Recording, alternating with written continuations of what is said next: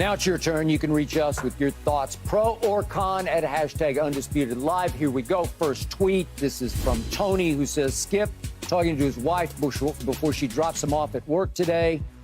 I'm scared. No, I wasn't scared. She didn't drop me off. I told her what I thought last night. I was furious, Tony. Next tweet is from Drew. Niners players and fans, when they see the Cowboys lose to the Cardinals. I believe that is Ray Liotta in Goodfellas. Oh, boy. I felt for you and Michael yesterday. Yeah. And then Rob Crabtree, I believe we've had this kind of tweet before, so we got to update it here. He goes, season starts, beat up on bad teams, fans get delusional. We them boys, this is our year. Then lose to Cardinals. Right? Is that how it goes? That's exactly how it goes. All right. Sherm, every year. You nailed it, Rob. Every single year. I invited Michael to come watch the game with me, and he turned it down, so I knew right then and there he was going to lose. Although Richard's been saying divisional and done, so at least he got us to the divisional. Or are we even going to make the playoffs now? I don't know. Yeah, you're going to make the playoffs, but there's a reason y'all left me off that last segment. That's for sure. I can't wait till I get my shot. You are going to get your shot in just a few minutes. But right now, we got to go to Kansas City because I don't think I'm exaggerating when I report that the biggest story in the National Football League yesterday was Taylor Swift. I'm not sure there is anyone bigger right now in the world of entertainment than Taylor Swift. And Chiefs tight end Travis Kelce acknowledged recently on his podcast he had tried and failed to meet her. Yet there she was in a box at yesterday's Chiefs game in Kansas City, cheering like crazy alongside Kelce's mom. Huh? I thought it was significant that Patrick Mahomes did not sidestep post-game questions about Taylor Swift's presence in his on-field interview with Aaron Andrews or in his media session. Check this out. I heard she was in the house. Did you feel it? Did you feel the pressure, Patrick? I felt a little bit of pressure. And so I knew I had to get it to Trav. And, of course, it's on a route that Travis, he does his own thing and just makes up a route, and I throw it to him. So I think he wanted to get in the end zone just as much as all the Swifties wanted him to. She's a pop star. She's a tremendous singer, tremendous at everything she does. And I haven't got to meet her. But, I mean, I guess if she ends up being with Travis, then I'll probably get to meet her at some point. So it seems like a good person. So hopefully I get to meet her one day. So going forward, if this does go forward, how could this impact the defending Super Bowl champions? Could it become a distraction for the team or for Kelce, or could it inspire Kelce to even greater heights?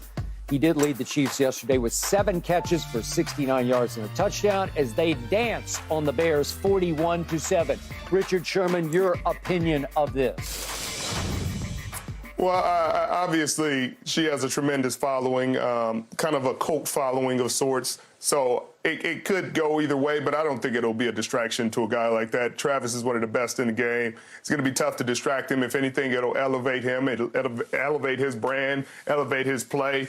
Obviously, he and Patrick Mahomes are good enough to say, hey, we need a touchdown because Taylor Swift's in the house. Let's get this done. And, of course, they get it done. So these are the Super Bowl champions. They've been to 5 consecutive AFC championships. They've won multiple Super Bowls. I don't think this will be a distraction. I think this is perfect. I mean, they're taking Hollywood to Kansas City, kind of like Deion's doing for Boulder, Colorado. You know, you're getting Taylor Swift to Kansas City, and the way she was excited, Skip, I know there's some wives out there that aren't that excited when their husbands make a play. She was out there, unless she's the biggest Kansas City fan in the world that I didn't know, I think there's something there. Hey, Richard, she wasn't even all that excited compared to the brother that was next to her. The brother that was next to her, look at him, man. This dude, I'm like, oh, wait a minute. He's going nuts about the touchdown. I'm done. Right. Wait a minute. She's screaming. She chest bumping him. I'm like, who is that? But I don't see anywhere where it's going to have a problem, a distraction for the team at all. I mean, every team, not every team, but a lot of teams and a lot of players have dated celebrities.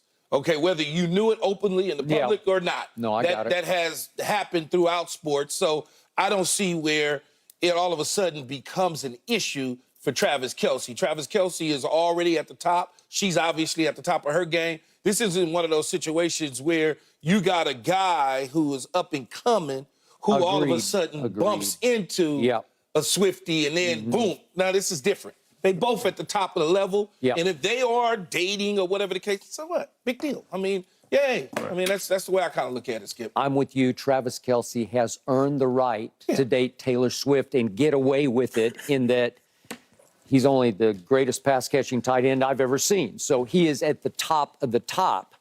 Yet I have seen this with younger players where they get involved with a megastar and it just eats them alive because they get distracted. The team gets distracted. The team is going to get asked a whole bunch of questions. And I don't know how you'd feel as a teammate. How many Taylor Swift questions can you answer before you finally say, okay, that's enough of this? Well, I think as a teammate, though, Skip, as you're asking me this question, I really don't have any answers for you because what he's doing has nothing to do with me. So to say, hey, have you met Taylor Swift? It's a simple yes or no. Yeah, you met her. How is she? What was she like? She was cool. I know how to keep it moving. Yeah. You know, I don't have to engage deeply in those conversations, much like you said, bro. If you're young, that's when I worry about the distraction as young players getting involved in something that may be a little bit too big for them, Richard. Yeah, I think it's one of those things that's going to end up being a joke around the team. When you got a winning team and you got a winning culture, stuff like that becomes a hilarious joke. They're going to joke about it with Travis all the time. It's going to be a running joke in the locker room. They're going to be like, hey, is Swift around? I don't know if I could, you know, are your bodyguards around? You know, they'll make jokes out of it. It'll be fun because they're a winning team. They have a great culture. They have a championship culture, a championship team, a great quarterback. Now, if they were a losing team, if they were a team that's about to pick top 5 in the draft, maybe it would be a distraction. Maybe it could get annoying. But when you're winning, she wouldn't be there. She just wouldn't. That would be beneath her. But go ahead. Yeah. Right. She wouldn't be on no bottom 5 roster with no bottom 5. She's on one of the best teams in the National Football League. That's where she at with the Swifties. All right. So just off the top of my head, I flash back to 2007 Spurs. Tony Parker and Eva Longoria. It got to the point where she was riding on the team plane because she had been accepted by the team as kind of a little sister or big sister, however you want to look at it. And everybody loved her. Tony obviously was smitten, and he rose to the occasion by winning the MVP in the finals when they swept LeBron. Remember, this is 2007. The point being, that worked, the relationship, they got married, but then it didn't work out, whatever, but it worked for the Spurs. It was not a distraction. I think I could argue it actually helped team morale. And then I think of Jessica Simpson, infamously with Tony Romo, and they're dating, and Jason Witten, his wife, and Tony and Jessica go to Cabo in the break, in the bye week, before they were going to play Eli's Giants at home, and they had #1 seed home field advantage in the NFC.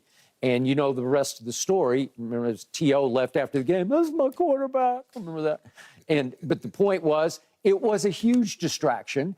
And I don't think that one worked out for anybody. I think Tony was a little off focus because she was a lot for him to deal with at that point in his career. And that was Tony, you mentioned it, at that point in his career. Yes. It was a lot.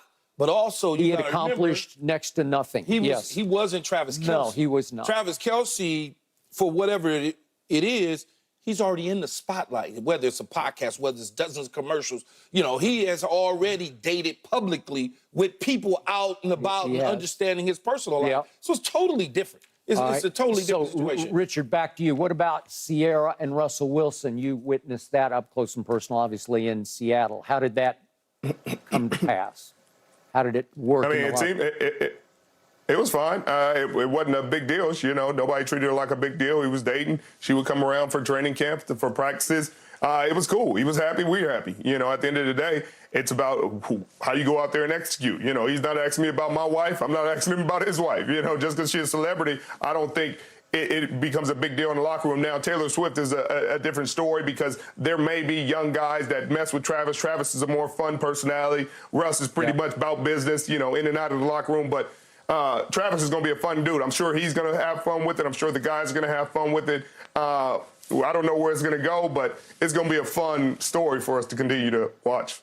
Now, I don't know a whole lot about Taylor Swift, not a big fan, but the point is, I thought she was a big Eagles fan because she grew up in a Philadelphia suburb, but she actually picked correctly here if in fact she's diehard Eagles because his brother obviously is an Eagle, so mom has the classic split jersey that she wears, so maybe that that works for her to be an Eagles and a Chiefs fan at the same time. Yeah, it could be. It could work for her. I don't know much about her either.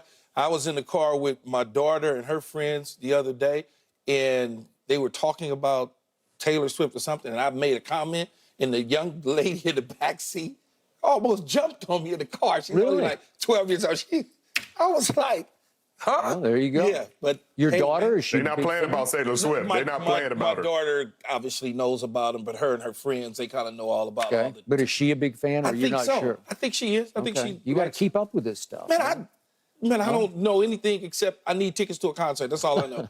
She obviously is a big fan, come to think of it, because they flew to Arizona to her concert. They did? Yeah, they flew to Arizona to concert. I've never seen anything like it. She is enormous. All right, enough about Taylor Swift. Back to the real NFL. Are the Dolphins not only the best team in the NFL, is this the most explosive offense we've ever seen in NFL history? It just might be. No mercy, no mercy.